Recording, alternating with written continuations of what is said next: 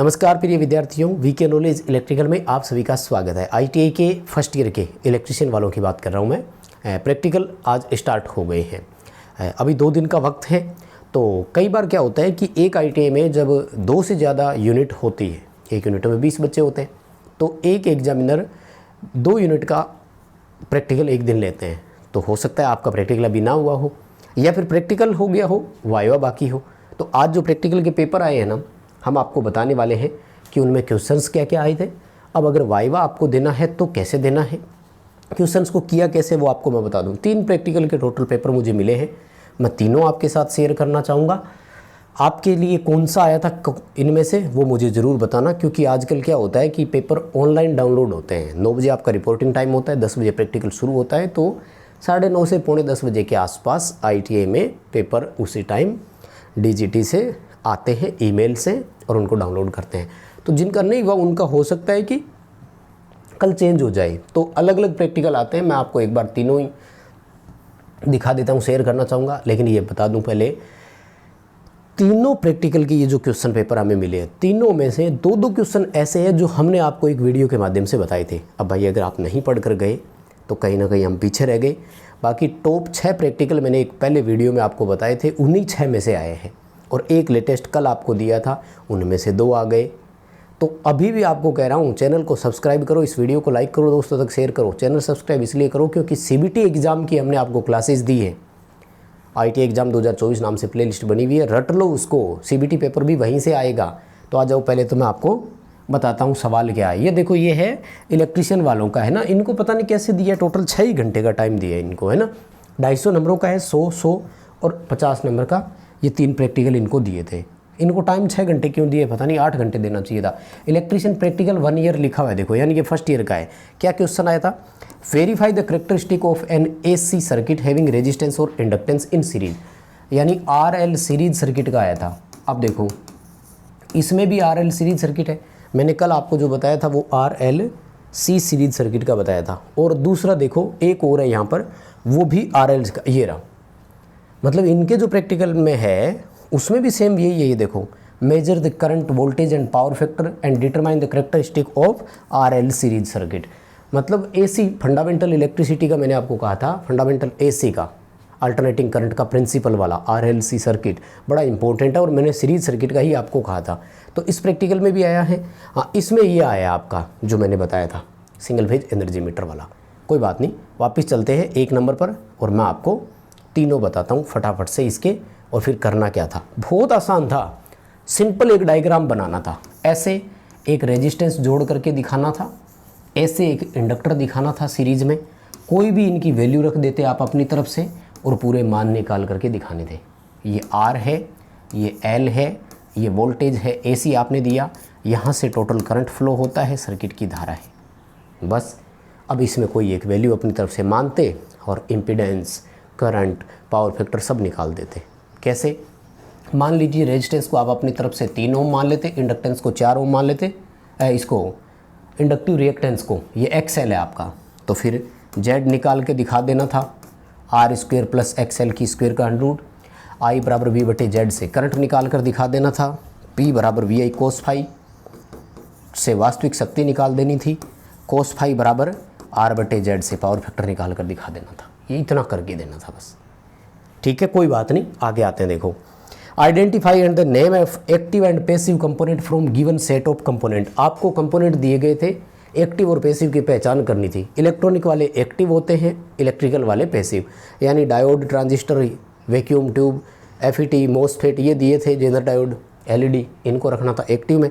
Register, inductor, capacitor इनको रखना था पैसिव में, बस। उसके बाद में आपको है ना रेजिस्टेंस दिया था कलर कोड वाला, कलर कोड के रजिस्टर पकड़ाए और उनकी वैल्यू निकालनी थी, कैलकुलेट करके निकालनी थी, फिर मल्टीमीटर से नाप करके दिखानी थी। ये चीज़ कल वाइवा में ज़रूर पूछेंगे आपसे। और व्हीट स्टोन ब्रिज वाला, भाई आज भी वो प्रैक्टिकल का मेरा वीडियो उठाकर देख लो, व्हीट स्टोन ब्रिज डायग्राम बना करके पूरा समझाया था। क्या कह रहे हैं, व्हीट स्टोन ब्रिज में आपको अननोन रजिस्टर की वैल्यू निकालनी थी। भाई व्हीट स्टोन ब्रिज यूँ बनता है ऐसे, ठीक है ना। और अननोन रेजिस्टेंस के लिए मैंने आपको बताया था, क्या ध्यान में रखना है माय डियर, क्या ध्यान में रखना है। यहाँ पर अगर आप P यहाँ पर अगर Q, यहाँ R और यहाँ S रख देते हैं तो आपको क्या करना था, PQRS करना था, यानी P/Q बराबर R/S ये लिखना था। कोई बात नहीं, कई बार बच्चे क्या करते हैं कि चेंजेस कर देते हैं गुरुजी, यहाँ P, यहाँ Q, यहाँ R और यहाँ S लिख देते हैं, तब भी कोई फ़र्क नहीं पड़ता।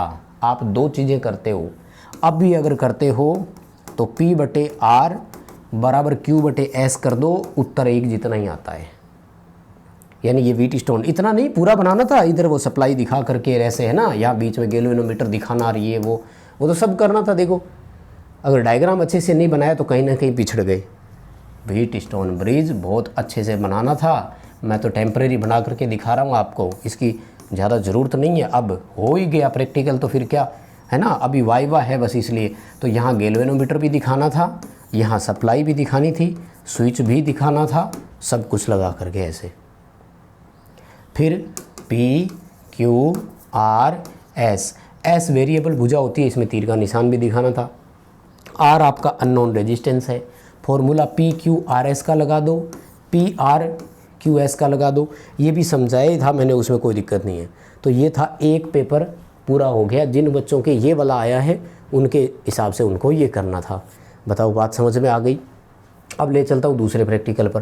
देखो ये NSQF लेवल 4 का है ये, तो मुझे लगता है ये SCVT का पेपर है, क्योंकि जो इलेक्ट्रिशियन होता है ना वो NSQF लेवल 5 होता है। तो वो चलो कोई बात नहीं, जो भी था। अब इसमें देखो सेम क्वेश्चन ये रहा, मतलब ये और वो दोनों प्रैक्टिकल मुझे सेम लग रहे हैं। इसमें देखो व्हीट स्टोन ब्रिज बनाना था सेम, और unknown resistance wheat stone bridge से नापना था। फिर सेम प्रैक्टिकल दोनों में आया कि नहीं। और RL सीरीज सर्किट का सेम है, करंट निकालना था, I बराबर V/Z फॉर्मूला लगाना था। वोल्टेज ज्ञात करनी थी सर्किट की, तो VR की स्क्वायर प्लस VL की स्क्वायर करके टोटल वोल्टेज आ जाएगी। और क्या करना था, पावर फैक्टर निकालना है, R/Z होता है फॉर्मूला। कितनी बार पढ़ा चुके हैं चीज़ें, वही आई थी वापस। और क्या आया था, power consume circuit value of impedance. इसी सर्किट में मतलब आपको पावर और निकालनी थी, तो P बराबर VI cos phi करना था, और इम्पीडेंस की वैल्यू निकालनी थी Z, तो उसके लिए Z बराबर R² प्लस XL², ये करना था बस। कुल मिलाकर के फॉर्मूला ही फॉर्मूला लगाना था, जो हम पता नहीं आपको कितने सालों से पढ़ा कर आ रहे हैं। भैया पढ़ाते ही आए हैं ये चीज़ें तो। और जिन बच्चों ने कोर्स कंटेंट ले रखा था ना, उनका तो पूरा पेपर ही वही हो गया एक तरह से।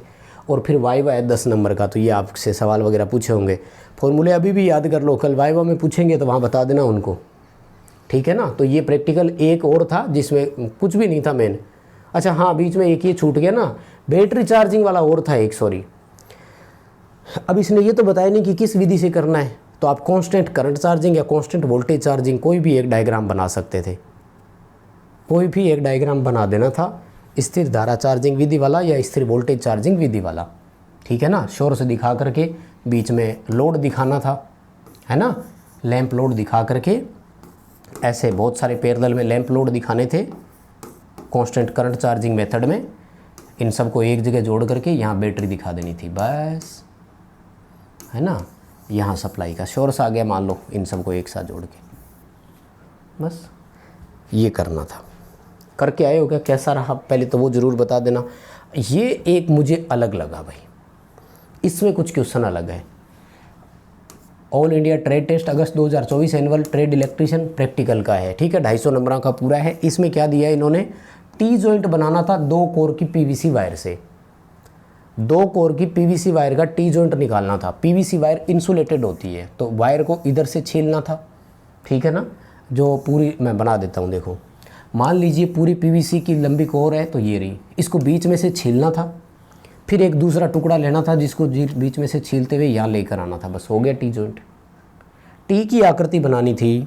और ये देखो सिंगल फेज एनर्जी मीटर को जोड़ना, ये प्रैक्टिकल उस वीडियो में है जो हमने आपको 6 क्वेश्चंस की एक वीडियो दी थी। पेपर लगभग आ गया, उनमें से एक क्वेश्चन भी आता है तो देखो 100 नंबर तो पक्के हुए ना, और बाकी दोनों भी तो आसान ही थे।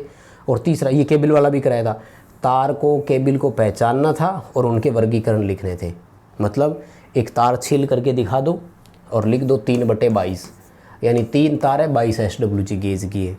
ACSR तार होती है, ये वो, मतलब 4-5 तरह की तारें दिखानी थी, 2 core cable, 3 core cable, 4 core cable, ऐसे दिखाने थे, लिखना था और कुछ ही नहीं। बताओ।